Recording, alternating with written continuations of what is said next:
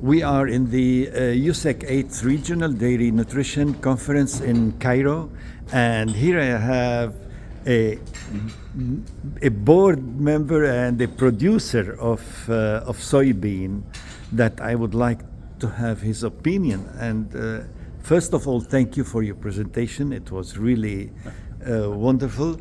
And may I ask you about the sustainability of the soybean for Certainly. our public? Yeah.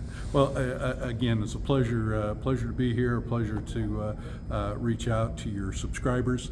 And U.S. soybeans are certainly we focus on growing U.S. soy in a sustainable fashion.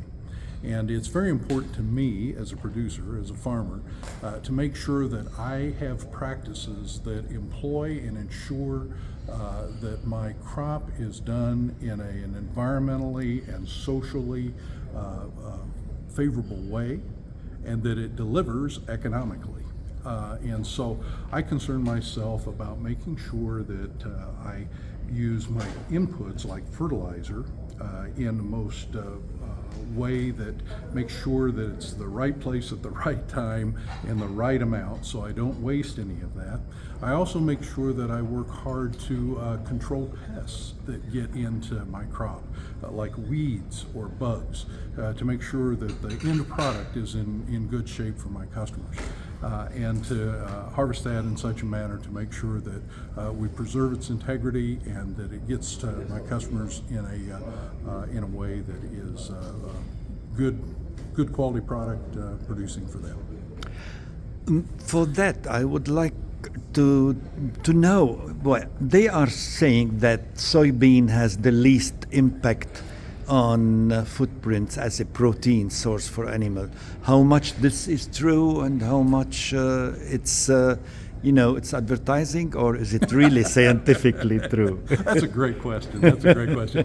And actually, certainly the U.S. soy does have the lowest carbon footprint. And the reason that is compared to other sources of origin is because of land use change. I mean, one of the things that in those calculations that makes a huge difference is the effect of deforestation. And in the United States, we're not deforesting, we're actually reforesting. If you look at the amount of acreage that is used for crop production, it's been declining. Because areas are going back to forests or grasslands, and they're going into development, frankly, into cities. So we are producing more on the same amount of land or less land. That contributes to the sustainability.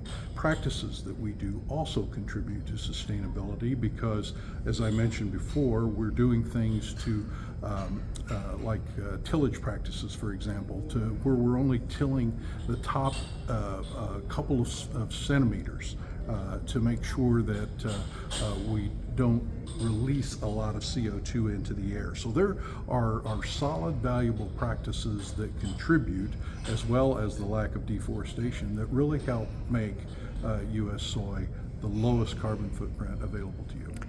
Well, there is a small question about nutrition. I don't know if I would like to ask you, because the prices of soybean lately were a bit heavy on the producers of the area, and some of them, they replaced them with malt or with molasses or something like that. I don't know, your opinion about this substitution? Right. So I share in full transparency, I have an opinion. I'm not a nutritionist. But the thing that I do know is that you need to take a look at the amount and the type of calories that you're getting from a nutrition standpoint. And U.S. soy delivers the right balance of amino acids that get turned into protein. And as a bonus, it also delivers a high level of energy, of sucrose that's in the soybean plant. So you're getting predominantly the protein, but also the energy.